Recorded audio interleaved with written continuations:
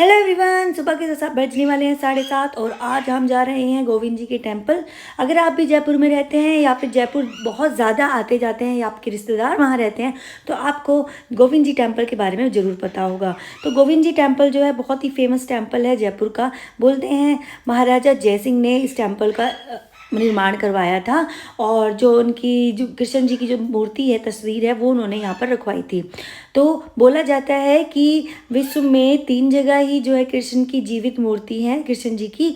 तो एक है मथुरा वृंदावन, एक है जयपुर के गोविंद जी और दूसरा है आपका द्वारका। तो अगर मैं गलत हूँ तो प्लीज़ करेक्ट मी। एंड तो हम चल दिए हैं गोविंद जी टेम्पल की ओर। ये है मेरी बेटी, मेरे पति और बहुत ज़्यादा भीड़ थी। सुबह का टाइम था, सुबह के बज रहे थे सब समवेयर अराउंड हम 8 साढ़े 8 बजे पहुँच गए थे। हम घर से निकले थे 7:30 बजे।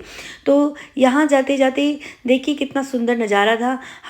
ये है एक और मंदिर जो है गोपेश्वर महादेव मंदिर, जो गोविंद जी के टेम्पल के बिल्कुल बाहर ही है। एंड ये है एंट्रेंस गोविंद जी के टेम्पल का। तो हम जा रहे थे गोविंद जी के टेम्पल एंड यहाँ पर हर चीज़ की व्यवस्था है। आपके अगर जूते वूते हैं तो आप जूते वूते भी अपने किनारे रख सकते हो और हर चीज़ की व्यवस्था। ये मंदिर बहुत बड़ा है और जैसे ही अगर आप इसके अंदर जाओगे तो आपको बहुत सुंदर लगेगा, शांति मिलती है यहाँ पर जाके। तो मैं तो काफ़ी बार आ चुकी हूँ। जब भी हमारा मन यहाँ पर मतलब मन अशांत होता है या फिर जब भी हमें बाहर घूमने का मन करता है तो हम गोविंद जी के टेम्पल ज़रूर आते हैं। तो अगर आप भी जयपुर आ रहे हैं तो गोविंद जी के टेम्पल में आना बिल्कुल मत भूलिएगा, क्योंकि ये वो एक ऐसा मंदिर है जहाँ पर आपको सच्ची भगवान की अनुभूति होएगी और आपको यहाँ पर बहुत पीसफुल फील होएगा। उसके बाद हम निकल लिए मंदिर की ओर। मंदिर था बहुत बड़ा और अंदर से ये मंदिर है बहुत सुंदर। तो ये है यहाँ पर पानी जो हाथ धोने के लिए जो भी हम जूते चप्पल निकालते हैं तो इस तरह हम उसको गंदे हाथ को धो सकते हैं। उसके बाद मेरी बेटी जो है अपने पापा के साथ चल पड़ी मंदिर की ओर और हम भी चल पड़े मंदिर की ओर। तो इस मंदिर के बारे में अगर आप लोगों को भी कुछ पता है तो मुझे ज़रूर बताइए कमेंट करके और मेरे चैनल को सब्सक्राइब करिए, वीडियो को लाइक करिए एंड इसको शेयर भी कीजिए। तो फाइनली हम मंदिर में पहुंच गए थे। देखिए ये है भव्य मंदिर गोविंद जी का। यहाँ गोविंद जी राधा जी के साथ विराजमान हैं और ये बहुत ही सुंदर है। यहाँ बहुत ज़्यादा भीड़ होती है। सुबह का टाइम था तब भी बहुत ज़्यादा भीड़ थी। तो इस मंदिर के पट बंद हो जाते हैं 11 बजे, फिर खुलते हैं दोपहर की आरती के टाइम 1 बजे के आसपास, फिर बंद हो जाते हैं 3 बजे, फिर शाम की आरती के आसपास खुलते हैं। तो ये है गोविंद जी का टेम्पल। और देखिए गोविंद जी आपको दिख रहे हैं या नहीं मुझे बताइए। अगर आपको उनको दर्शन हो गए हैं तो इस कमेंट बॉक्स में लिखिए जय श्री कृष्णा। तो ये है हमारे प्यारे से गोविंद जी जो अपनी राधा रानी के साथ यहाँ पर विराजमान है। इनके दर्शन मात्र से ही आपकी सारी प्रॉब्लम्स दूर हो जाएंगी। अगर आपको टेंशन है तो आपकी टेंशन भी खत्म हो जाएगी। तो ये बहुत अच्छा है। तो यहाँ पर सारे भक्त अब सच्ची श्रद्धा के साथ उनसे मिल रहे थे, उनके दर्शन कर रहे थे। और ये है पूरा भव्य नक्काशी जो कि राजा जय सिंह ने इस मंदिर में करवाई थी। और बोला जाता है कि यहाँ पर परिक्रमा भी की जाती है।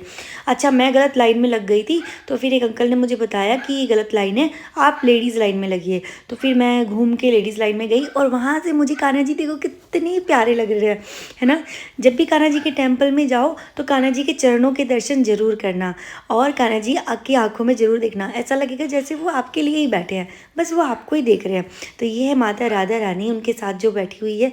ये बहुत सुंदर लग रहे थे, बहुत ही प्यारे लगते हैं। इनको देख के ही टेंशन ख़त्म हो जाती है। तो हमने यहाँ पर उनका दर्शन करे और हमें बहुत अच्छा लगा।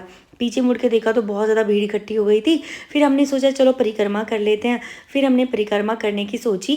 परिक्रमा करते करते क्या हुआ कि एक अंकल ने बताया अगर आपको राधा रानी के और कृष्ण जी के एकदम पास से दर्शन करने हैं तो एक और लाइन लगती है छोटी सी, जो आप उनके गर्भगृह के दर्शन कर सकते हो। तो हमने कहा इससे अच्छा और क्या ही हो सकता है। फिर यहाँ पर एक अंकल जी थे जो तुलसी का प्रसाद दे रहे थे। ये तुलसी का प्रसाद क्या होता है, जो कृष्ण जी माला पहनते हैं तुलसी जी की, उनका जब माला चेंज की जाती है तो वो एज अ प्रसाद सबको दे दी जाती है। तो मुझे भी ये प्रसाद मिला and I was very happy. तो ये जो छोटी सी लाइन आपने देखी है अभी, तो ये थी हमारे कृष्ण जी को गर्भगृह से देखने की लाइन। और यहाँ पर बहुत देखो पास में बहुत सारे लोग बैठे होते हैं, पंडित जी बैठे होते हैं, वो अपनी माला जप करते रहते हैं। तो हमें भी लाइन में लगना था, मुझे भी कृष्ण जी को बहुत नज़दीक से देखना था। तो मैं भी लाइन में लग के जाके खड़ी हो गई। ये कृष्ण जी के गर्भगृह का पीछे का द्वार, और यहाँ पर सब राधे राधे राधे राधे करते हुए जा रहे थे। बहुत अच्छा लग रहा था, सब राधे राधे बोल रहे थे, लोग माला जप भी कर रहे थे, ठीक है। और जो कृष्ण जी का जो श्रृंगार का तिलक होता है ना, वो भी सब में बांटा जाता है। सब अपने हाथों से उसको तिलक लगाते हैं, और उनका जो चंदन होता है, उनका जो इत्र होता है, जो उनको इत्र लगाते हैं, उसको भी एक कॉटन में डाल के सबको डिस्ट्रीब्यूट किया जाता है, एज अ प्रसाद उसको डिस्ट्रीब्यूट करा जाता है। जैसे आपने इन अंकल को देखा, ये अंकल भी जो है कान्हा जी का तिलक डिस्ट्रीब्यूट कर रहे थे। अब आ गई थी मेरी बारी, और मैंने गलती से शूट भी कर लिया क्योंकि पंडित जी ने मना किया था मुझे। तो आप भी बोलो जय श्री कृष्णा मेरे साथ। और फिर मैं परिक्रमा लगाने के लिए चली गई। परिक्रमा लगाते लगाते सबको बोलना था श्री राधे श्री राधे, और हम भी श्री राधे राधे राधे बोलते हुए आगे बढ़ रहे थे।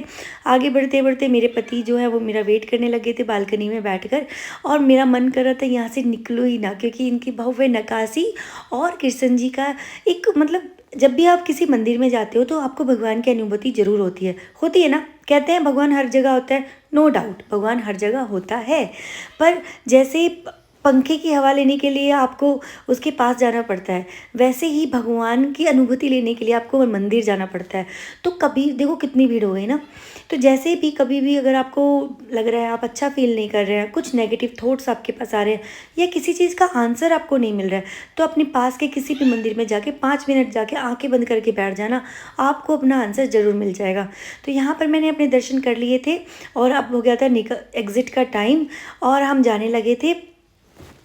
अब हम जा रहे थे तो मेरी बेटी मेरे को बुला रही थी, मम्मा मम्मा जल्दी आओ जल्दी आओ। तो अभी क्या हुआ, अब ये माता बैठ गई थी क्योंकि इसने तो इसके पापा इसको शूज़ पहना रहे थे और हमने शूज़ पहन लिए थे। तो इन दोनों को जब देखती हूँ, देख ट्रू लव का एहसास होता है कि एक पापा अपनी बेटी से कितना प्यार करते हैं, एंड लिटरली ये दोनों एक दूसरे से बहुत प्यार करते हैं। तो ये बहुत अमेजिंग है। उसके बाद हम जो है मंदिर से निकल गए। मंदिर से निकलने के बाद कहते हैं ना जब जाते हैं तो भी धोख खाते हैं, तो मैंने भी धोख खाई, मतलब पैर टच करते हैं, मंदिर को टच करते हैं। एंड इसके बाद मैंने देखा, आज मैं पहली बार एक जगह गई हूँ, ये जो है गुप्त महादेव जी का मंदिर है। मैं 4-5 बार पहले भी आ चुकी हूँ, बट मैंने कभी नहीं देखा था, बट आज मैंने देखा गोविंद जी के इधर गुप्त महादेव जी का भी मंदिर है, एंड गुप्त महादेव जी के मंदिर के इधर भी गोविंद जी का एक और छोटा सा टेम्पल है, जहाँ पर गोविंद जी माता राधा के साथ विराजमान है। पता है आपको ये लोग झुक झुक के क्या देख रहे थे? ये लोग झुक झुक के गुप्त महादेव जी को देख रहे थे। पहले तो महादेव जी मुझे दिखे नहीं, फिर मैंने जब लोटे में पानी डाला और उनको जल विसर्जित जब मैं करने लगी, तो मुझे भी देखना था कि गुप्त महादेव जी कहाँ बैठे हुए हैं। तो जब मैंने झुक के उनको देखा तो मुझे दिखे यहाँ पर, और यहाँ पर पाइप लगा हुआ था। आप क्योंकि हर लोग तो वहाँ जा नहीं सकते, तो आपको वहाँ पर पानी डालना होता है, और ये जल सीधा ही शिव भगवान पे आके गिरता है। ऑल राइट, फिर अब हम जा रहे थे। अभी क्योंकि टाइम बहुत कम था तो हमें लगा और भी मंदिर हमें चले जाना चाहिए। दैन उसके बाद देखो बंदर देखो कितने सारे थे, यहाँ बैठ के बाइक पर आराम से पपीता खा रहे थे, एंड काफ़ी अच्छा लग रहा था हमें। फिर उसके बाद आ गए हम यहाँ पर काले हनुमान जी। क्योंकि जयपुर में आए हो तो यहाँ पर मंदिरों का तो भरमार है, यहाँ बहुत मंदिर है, बहुत ज़्यादा ही मंदिर है। तो हम आ गए फिर काले हनुमान जी के मंदिर। ये भी हनुमान जी का एक मंदिर है। यहाँ पर हनुमान जी अपनी काली अवस्था मतलब उनका मुख जो है काला है, उसमें विराजमान है। फिर हमने प्रसाद लिया, बेसन के लड्डू, और मैं चली गई मंदिर के अंदर। तो अगर आपको भी हनुमान जी दिख गए तो बोलिए मेरे साथ जय श्री राम, जय बजरंगबली। तो हम चले गए अंदर। यहाँ पर सारे लोग बैठ के हनुमान चालीसा का पाठ कर रहे थे, तो मुझे थोड़ा अजीब लग रहा था वीडियो बनाने में, बट स्टिल मैंने वीडियो बना ली। एंड सब बैठे हुए थे यहाँ पर। देखो कोई जरूर कोई फेस्टिवल होगा आने वाला, तभी इस माता हनुमान जी के लिए ये सजाया जा रहा था। एंड उसके बाद मैं आगे चली हिम्मत करके, कहीं मुझे पंडित जी डांटे ना कि ये वीडियो बंद करो, तुम यहाँ दर्शन करने आते हो या वीडियो शूट करने आते हो। तो फिर भी मैंने हिम्मत करके जो है वीडियो बनाई। एंड देखिए हमारे बजरंगबली काले स्वरूप में यहाँ पर। उसके बाद ये पंडित जी तो जो थे झाड़ा भी लगा रहे थे, एंड झाड़ा बोलते हैं कि अगर आप पे बुरी नज़र है या फिर कुछ भी है तो झाड़ा लगवाते हैं। उसके बाद हम आ गए थे कुछ पेट पूजा करने। यहाँ पर बहुत ही फेमस दुकान है जो ये कचौरी वचौरी देते हैं, एंड अंकल जी बहुत कोऑपरेट कर रहे थे मेरे साथ वीडियो बनवाने में। एंड ये बड़ी बड़ी कढ़ाइयों में ये लोग कचौरियाँ बना रहे थे। तो अंकल जी कह रहे कि आप मेरी वीडियो शूट कर रहे हो? मैंने कहा हाँ। तो कह रहे रुको रुको रुको, मैं एक कचौरी डालता हूँ फिर आप मेरी वीडियो शूट करना। तो फिर अंकल जी ने मेरे को एक स्टाइल से कटोरी में जो है कचौरी दी। एंड देखिए अंकल जी का स्टाइल देखिए आप लोग भी यहाँ पर अंकल जी ने डाली कचौरी। अंकल कह रहे शूट हो गई? मैंने कहा हाँ हाँ। कह रहे कहाँ डालोगे? मैंने कहा यूट्यूब पे डालूंगी। कह रहे अच्छा अच्छा। कह रहे तो उन्होंने फिर मेरे चैनल का नाम पूछा, फिर उन्होंने मेरे सामने ही मेरे चैनल को सब्सक्राइब कर दिया। एंड देखिए गाइज, ये जो है हम सब फ्रेंड्स जो है इसको खाने लगे। एंड इनका जो ब्रेड पकौड़ा था ना, वो बहुत अमेजिंग था, बहुत टेस्टी था। उसके बाद अब मेरे पति तो चले गए थे घर। उन्होंने कहा था मुझे और जयपुर घूमना है, तो उन्होंने कहा भाई तुम ही घूमो, मैं जा रहा हूँ, मुझे ऑफिस जाना है। तो मैंने ले लिया रिक्शा और मैं रिक्शा में बैठकर सुबह सुबह जयपुर के दर्शन करने लगी। एंड गाइस, आपको पता है हम कहाँ जा रहे हैं? यहाँ पर है एक गोपी गोपाल जी मंदिर, गोपीनाथ मंदिर। आपको पता है ये कौन सा गोपीनाथ मंदिर है? इस गोपीनाथ मंदिर में कृष्ण जी ने जो है अपने हाथ में वॉच पहनी हुई है। एंड वर्ल्ड का ये इकलौता ऐसा मंदिर है जिसमें गोपीनाथ जी ने, मतलब कृष्ण जी ने, अपने हाथ में घड़ी पहनी हुई है। और बोलते हैं कि उस घड़ी में सेल नहीं डले हुए हैं, वो उनकी धड़कनों से चलती है। जी हाँ, ये बात बिल्कुल सच है कि उनकी जो ये घड़ी है वो उनकी धड़कनों से चलती है। अब हम मंदिर में पहुंच गए थे, और हम मंदिर में पहुंचने के बाद हमने सबसे पहले दर्शन किए तुलसीदास जी की टोपी और उनके कोट के। ये है जो तुलसीदास जी, उनकी टोपी और उनका कोट। और आपको तो पता है तुलसीदास जी ने कितनी सारी रचनाएं करी हैं, हनुमान चालीसा की रचना भी उन्होंने की है। तो यहाँ पर कुछ एंटियाँ जो हैं, आंटीज़ जो हैं, भजन कीर्तन में कर रही थी गोपीनाथ जी के। कान्हा जी के भजन में इतनी डूबी हुई थी कि सब इतनी खुश नजर आ रही थी। तो ये हमारे गोपीनाथ जी, अभी पट बंद हो चुका है, ये जरूर बहुत जल्द खुलने वाला है। और यहाँ पर जो है पट खुल चुके थे। तो आप भी मेरे साथ बोलिए राधे राधे राधे श्यामा। तो ये है हमारे राधे श्याम जो बैठे हुए हैं, विराजमान हैं। एंड मैंने उनका बहुत ही क्लोजअप लुक भी लिया था। और यहाँ पर अब आरती होने लग गई थी, तो पंडित जी आरती कर रहे थे। पहली बार आरती का आनंद मुझे मिला। एंड बहुत अच्छा लग रहा था, बहुत शांति मुझे मिल रही थी। एंड आरती हो रही थी और बहुत अच्छा लग रहा था। और हमें भी पता है वो जो घंटियाँ नहीं होती है, वो बजाने का मौका मिला, तो हमने भी वो घंटियाँ खूब बजाई, खूब बजाई। और पता है यहाँ पर गोपीनाथ जी के मंदिर में एक अंकल बैठते हैं जो आंखों में दवाई डालते हैं। वो बोलते हैं कि उनकी जो दवाई है वो 1 महीने में चश्मा उतार देती है। एंड पता है वो निःशुल्क है, वो कोई भी पैसे वैसे नहीं लेते हैं।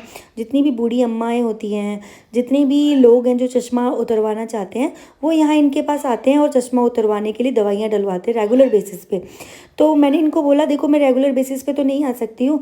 तो उन्होंने कहा कोई बात नहीं, मैं आपको दवाई बना के दे दूँगा, आप डेली उसको डालना अपनी आँखों में। तो मैंने वो दवाई जब मैं लेने लगी तो वो अंकल पता नहीं कहाँ चले गए, तो वो दवाई तो मुझे नहीं मिली।